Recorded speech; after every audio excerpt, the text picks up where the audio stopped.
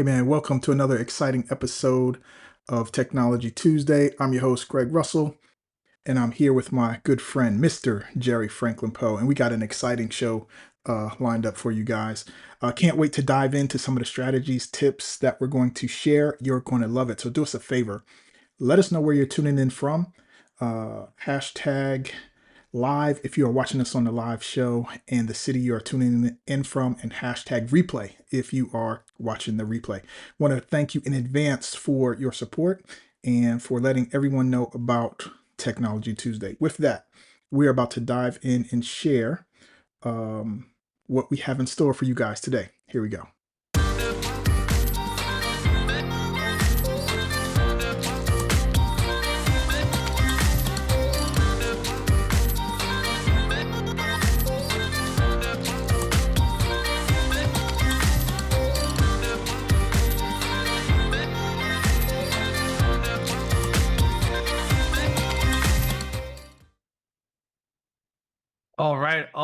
All right. It's time. Technology Tuesday. We're here every week, 2 p.m. Eastern Standard Time, bringing you that practical knowledge, practical applications, so you can have practical solutions for your business. And Greg, it's been a hot summer over here in Pennsylvania. We are in our second heat wave. I'm not sure what's happened over there in Texas, It's always but hot. Our summers are yeah, well, blazing. yeah, it's like, you just walk outside and you just start sweating type weather right now. It's a little crazy. Yes, man, and we got the humidity as well. So it's a double whammy for us, but we're blessed to, have another summer, man. Appreciate, the summertime and being able to be out there. Well, not out there, but I appreciate the warm weather and appreciate it not getting as cold here as it does there where you are. So that's that's one of the benefits. Yeah. I mean, I would take the in between, like that 75, 80 would be cool. But we somehow we skipped past that. We went from chilly to on fire. And it's like there I was like love it. no from whether it was an icy hot, like a Shack commercial. We went from it's like icy hot. It was no in between. It was Go in no like, between. hey, gradual. Yeah. Awesome, man. Well, listen, let's dive into what we have in for today. I'm gonna let you start it off, and then I'll jump in. I got a page full of notes, and I'm ready to share some resource, not well, some thoughts about what's going on in the marketplace. But go ahead, man. Set it off for us. Yeah, well, a few weeks ago we had Rochelle Shaw on the show, and it was a great interview, and she was sharing so many wonderful insights. And by the time, I mean that we were like 50 minutes in. So by the time we got to, the end, there was no space for us to recap or like to break down all of these nuggets, these insights. The thing that and she was sharing her story, she was sharing her experience. And I don't know how you are, but I seem to glean knowledge, uh, insight, information. Like even when I'm watching a movie and it's about somebody, I'm like, oh, I pick up a lesson. So there was lessons inside of the story that she was sharing about how she went from having this business where she was working to buying the business, after reading Reginald Lewis's book and getting inspiration from that. And then a tragedy hits the country, and no one could there's certain things that sometimes happen you cannot foresee, you cannot predict. You cannot predict the pandemic, right? That happened 6 years ago. Like, there are so many things that you don't see coming. Some things in business you can anticipate, and others you cannot. And how that shook her world, and then the health challenges and all those types of things that go along with it.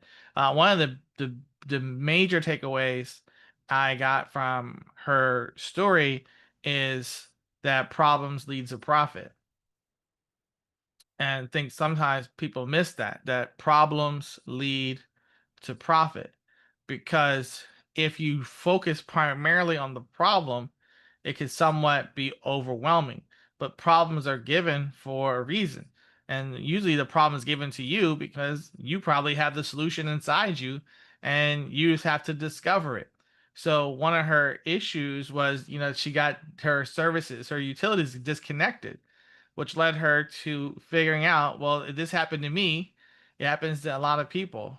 Just yesterday, I had an interview, and I know you were being interviewed too by someone for a new book that we have coming out in a couple months or so. And one of the things I talked about is that when people have a business and they get stuck on thinking about the thing that's the obstacle, the thing that's the block, and they don't always connect that what they're experiencing, other people are probably experiencing the same thing. So if I solve this problem, I can offer that solution to other people, and people are willing to pay to have their problems disappear, which is why we have products and services. Products or services are solutions to problems. Well, it's like, my clothes are dirty. I need a laundry service. My clothes are dirty. I need a washing machine. My clothes are dirty. I have to go buy some detergent, right? Ring around the collar was a problem. So, first of all, ring around the collar was a problem that Whisk made up because they gave it a name. They named the problem.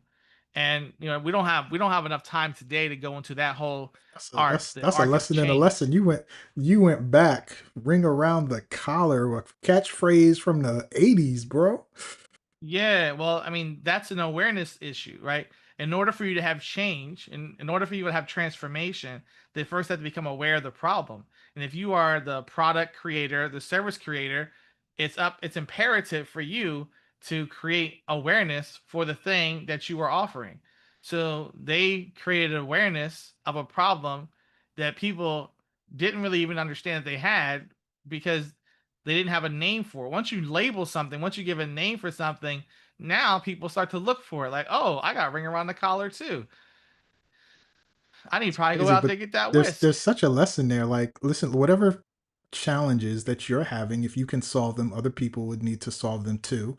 And on the real simple, easy, simplistic level, like, if you have a challenge and you find a service that solves that challenge and they have an affiliate program, then you can recommend that product to those who have that problem. Real simple. So I love it. And a lot of entrepreneurs, that I hear in the business world, they talk about, you are a problem solver, and the bigger the problem, the more you charge. So go try to find a big problem to solve. But I like it. I like, it's like if you have a problem, but then on the flip side, and this is kind of outside of where we were going, but I'm going to go there anyway. It's like, what if you not only recognize the problem, but then you give it a name, like a unique name, like, do you suffer from XYZ too, right? Do you have this too? I like it. And I like it because I think I'm going to look for ways, because now you have AI. You can be like, hey, if this is a problem, what could be some cool names to, and you can come up with a whole lot of stuff that way. But that's a writer downer. I think I'm going to do that for myself, to name, create a name for the problem, so that, like you said, it's like once people hear what the problem is and they associate that name to it, then now it's like they're aware, right? And then the whole thing about marketing is helping people become aware of you, but the problem that they have is even more aware because they're having the problem. Yeah, well, it's how the brain works. Yeah. We need to put stuff in files, boxes, right? We gotta the more we like to label things, and when somebody gives us a label, it makes it easier for us to categorize it. We don't like to just have stuff just floating around with no place to put it. We need to like associate it with something. So when you create a name for the problem, it makes it easier for you to understand and associate what you're experiencing with the solution. And it's quite fascinating that that's a marketing strategy that sometimes people overlook. Is that some people, some products, some services actually created the problem. Like, I mean, they named, like when I say created it, they gave it a name. Like they didn't. This was there, but it didn't have a name before. Now it does have a name, and because it does have a name, people start using that name to describe what it is they're experiencing. So then they're looking for something to solve that actual. Now you're going to go Google, how do I solve this? How do I fix this? And all that points back to you, right? And the other side to it, and this is where Reginald Lewis comes into play, if you can identify a problem and someone else already has the solution, as you said, you could be an affiliate or you could even buy their business. And Because that's there are some people who are getting older and they're ready to step to the side, like they want to go play golf and they want to go on the beach. So they're looking for somebody, because a lot of families, if you think about generationally, some families they don't want to take over their family business. They want to do something else, and the person doesn't know where to actually go with it. John Hope Bryant talks a lot about this in his books and on his podcast about there are so many baby boomers that are stepping away or looking to step away from their business, and there's no one to take it over. So if you can identify a problem that you're having and someone else already has a solution, you don't always have to reinvent the wheel. You can buy someone else's business to solve that problem as well. yeah, and that's exactly, the story that Rochelle talked about the gentleman who was ready to step away, and she was like, why don't I buy the business? And to tap into exactly what we're talking about, that had its own set of problems and challenges, because in the terms of trying to get financing to be able to do that. And one of the things that stuck out to me was how she like it wasn't a big part of what she said, but it was something I picked up on. And it was, so she had this challenge of getting the finances to buy the business, and she said she had to find lots of creative ways to do that, and she had to buy she couldn't just get the loan directly, so she had to find other ways. And I think for a lot of us, when we come to challenges, when there's things that aren't just working out the way, not the easy way, but the way you thought or the way other people said, and you're hitting that brick wall, you're hitting that resistance. Sometimes you have to determine and find other ways to get around that. And a lot of times, sometimes we let that stop us. But in her particular case, she said she had creative ways and had to buy certain assets to be able to eventually get ownership. She had to go a non-traditional route. And there were several times in my personal life and business where I had to do that as well. So sometimes, just because you are faced with a challenge or an obstacle and the obvious answer doesn't work, doesn't mean there's other alternatives. So I think it's just something important to be mindful of that. You may not be aware of the alternative ways to solve that problem when you're faced with the problem, when the traditional way may not work. But I tell you, in many cases, when I was able to just find ways to do things because the regular way just wasn't going to work for whatever reason, a lot of times I would discover things for searching for answers. There's a lot of times there's so many different ways to get to a destination, to get around a problem that you may not be aware of. But when you decide that I'm not going to let it stop me, and you start looking for those answers pop up all the time. And that's something that she had talked about in the interview. What I would say to that is the fixed mindset versus the growth mindset. Instead of thinking about, oh, I cannot solve this, I haven't figured out how to solve it yet. Because a lot of what we've had to do is find non-traditional methodologies, because the standard or the traditional methodologies didn't always work for us.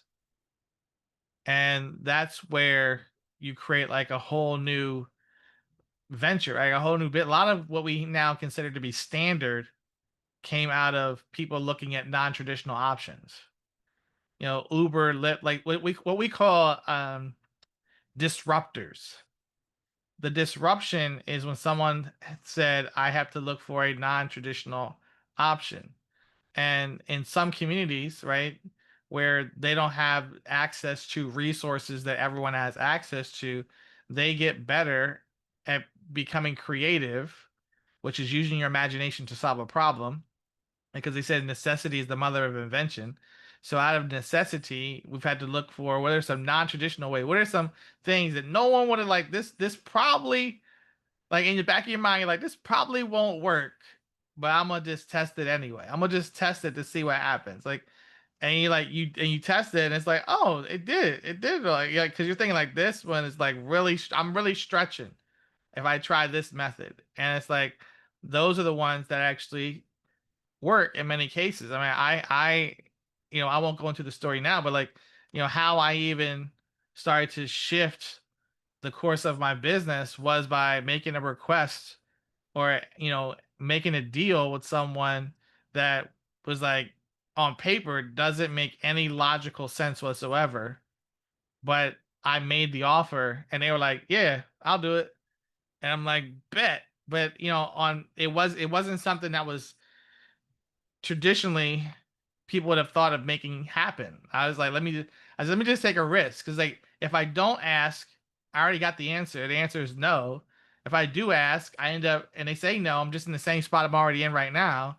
But if they say yes, I've advanced the ball 5 yards, 10 yards. Um, and that goes back to I think when she said entrepreneurship is a battle. Some people jump into the game when they're not battle tested. The idea when she was talking about how she lost it and was able to build it back. So if you're battle tested, you can lose the battle and still win a war because people who are battle tested know how to fight. Like, you have the skill sets, you have the mindset, and now it's just a matter of putting those into action to go out and get your assets. So people don't realize that entrepreneurship isn't always a pleasurable experience. It's not just fun and games. It look on paper, everybody's like, "Oh, you balling," It's like, but sometimes it's some tough. It's like I should not say sometimes, like a lot of times, there are tougher moments. But when I listened to her talk, for me, it reminded me of that concept of going back to basics. We so often get enamored in the toys, the fancy stuff, the shiny stuff. Like, what's this new gadget? What's this new thing? What's this new stuff? And people spend a lot of time following fads. Like, what's the fad of the moment, right? Now, I'm not saying artificial intelligence is a fad, but I know that artificial intelligence is going to shift to something else. Everything has a beginning and it has an end. It's like we thought this was it and it changed to something else, and they thought that was it and it changed to something else. Everything changes. Like, you know, I was listening to somebody talk this morning, and they were at a hearing, like doing, and they were talking about, oh, when they first got started, people were using Blackberries. Everybody was at the time, everybody was like, this is it. And then it was like iPhone came out, and then the Android phone. So the key is, are you following the fad or are you following the principle? And what she was talking about is getting back to the principles that work regardless of the technology of the moment. And consistency and commitment are principles that work regardless of Yeah. the industry, regardless of the technology. When she talked about retention, reactivation, and referrals, those are principles that work. And the principles will work for whoever works them. Yeah, man. It's amazing because one of the things that she said that I thought was really, really impactful was, being successful in business is about having the right systems and consistency. And when you think about it, we have access and to all these shiny objects and tools and systems, and AI is the new hottest thing ever. But beyond that, for you to be have longevity in your business, you need to have systems, and those systems needs to do the repeatable things consistently in order for you to stay consistent, stay profitable, have that retention, which was one of the three R's she was talking about, right? And when you have those things, sometimes those things aren't necessarily as fun and exciting anymore. It's about doing the same things over and over and over again so that you consistently are profitable. And for a lot of times, man, if you just go out in not these internet streets, but the real streets, and you think about, and look at the businesses that have closed in your area in the last 2 to 3 years, I'm pretty sure you will see brick and mortar businesses that you used to frequent or know of that are just not there anymore. At least for me, I can at least almost 10 of them that just they didn't. I mean, it wasn't, I'm not talking about the pandemic shut them down. I'm talking about they either started up after or they made it through and then they are now gone. And I think that for those of us who are looking at an internet business or using the internet to drive business, those brick and mortar businesses are a indicator of how challenging it can be to be able to keep doors open. And if you are noticing, like I'm noticing, it is not easy to keep doors open. For so longevity has to be something that you should be considering. And any type of shiny object tool AI, it should be added to the foundation that you have, that is the systems and consistency to keep that business going.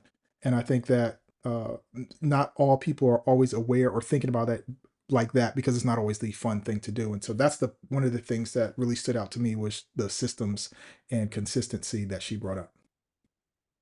Yeah, man, because people confuse methodology and principle.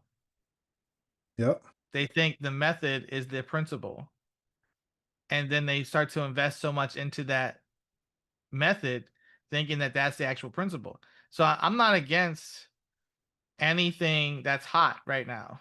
I just know that what's hot right now may not be hot tomorrow, right? I was on Audible the other day, and I was going through my library and looking at books that I got on Audible, and I would come across a book, and I was like, "Oh man, like yeah, I remember this author."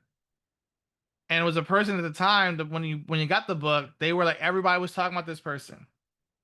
And now I looked at the date when the book came out. I was like, "Oh my god, it did 2019." And I'm like, "Okay, that's only, a few years ago, but you don't hear this person being talked about that. They were the hot person at the time. Everybody was trying to book the person, everybody's getting the person on their shows, and things change. The marketplace will shift, which is why when it comes to the principle, you got to understand how to understand what part is methodology versus what part is the actual principle that's consistent, right? So when she was talking about more than one way to do it, I don't know 70 ways. I know one way, and I find, it's like, so it's like you have to have multiple strategies. Like AI could be one strategy, but you need to have other strategies too. Because what happens if like the power goes out? You know what I mean? Like there's other contingencies that you have to think about. So people sometimes lock into a specific way, like, oh, here's the way to do it now. Like, so everybody will start shifting to this way, and then if that way gets blocked, now they're stuck, right? If Facebook changes its principles, or if this person changes their terms and conditions, or if they say we're not going to have these type of videos anymore, right? So you got to understand what's the principles I need for retention? What's the principles that I need for referrals? What are the principles that I need for reactivation? And then how many methods can I get to do those principles? How many methods can I put in action at the same time to get referrals, to get retention, to get consistency, to get reactivation? And the more of those things you have working at once, your chances of success increase, your probability increases because you're not relying on one way to get to do it. Right. Talking about things that compound when you do them, that they that's one of the things that we brought up is sometimes you need things that compound instead of just being a thing by itself. And a couple of things that she mentioned that um, a couple of things that she mentioned that help that is the two things that she said that you should have, and which I agree with, and that is a marketing calendar and a relentless follow up system, right? And so the marketing calendar is what you are, you think about it, it's how you're going to put your word out there, your message out there. your marketing calendar. If you're on social and you're posting, that's when you're putting your messages out. If you're running ads, it's the ads you're running. If you're doing events, it's when the events are and what promotes the to fill the seats, right? It's like you have to have a marketing calendar, and if you don't, then you should start looking at implementing one immediately, because a lot of times when you are stagnant, if it can go back to, well, let's look what's on your calendar. If nothing's on your calendar, then you're not doing enough activity to drive the business towards you. So I think that it's important to recognize those two things, right? And if you had a marketing calendar and you are doing activity and you are generating leads, then the next thing is the relentless follow-up system for those leads. uh, and follow-up systems for most of the things in your business, not just leads, but you should probably start there. So I think those two things are very, very important to have. If you're not already doing them, look at them. If you already are doing them, can you improve them? Can you make them better? So again, the foundational systems that drive consistency is a marketing calendar and relentless follow-up. Those are the two things. Yeah, man. The last thing I'll add to this is the idea of inventory. Like for people who have businesses that have products, they got to know what do they have in stock. And what sometimes gets overlooked is a self inventory. We often take for granted value that we bring to the marketplace because it's common to us. So, how often are we taking a self inventory of our insight, of our information, of the things that make us unique? Because what's unique to us is oftentimes what we think is stale about us, like what we think is common about us. Because it's not really unique to you personally, because you're with it all the time. So it becomes, if you're looking at the same thing over and over and over again, it's like, oh, you get bored with it. But for other people, it's like the first time they're seeing it, first time they've been shown a process or a method or a solution or a talent or a skill. So when it comes to increasing our customers and our value, our clients and our value, is taking inventory of our own stock of what we have in our hand, what abilities we have, what our treasure, our talent, our time, and taking an account of the things that we can do that will make other people's lives easier, and your experiences that you were going through, or that you've gained, and the knowledge and insight those experiences have given you that other people could be missing out on. So just like we're going into, like, if it was like, if you think about an old school business, they would go to the stock room and they would see what's on the shelf. We have mentally, right, a stock room in our head of ideas, concepts, things that we've learned that other people haven't experienced. And we take for granted some of these things because it's become common knowledge to us. Like, we just assume, well, everybody knows this because I know it. Everybody can do this because I can do it, not realizing that you were gifted with something special that the world needs to experience.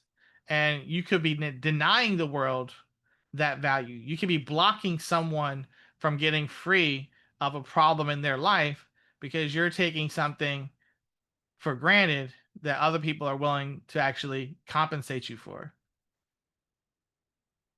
Yeah, man, I 100% agree, and I think that it was just such a great interview. And I think that, you know, we can take the tips not only from that interview but from this one and really apply it and change our business, man. So I want to thank you for sharing, for your insights.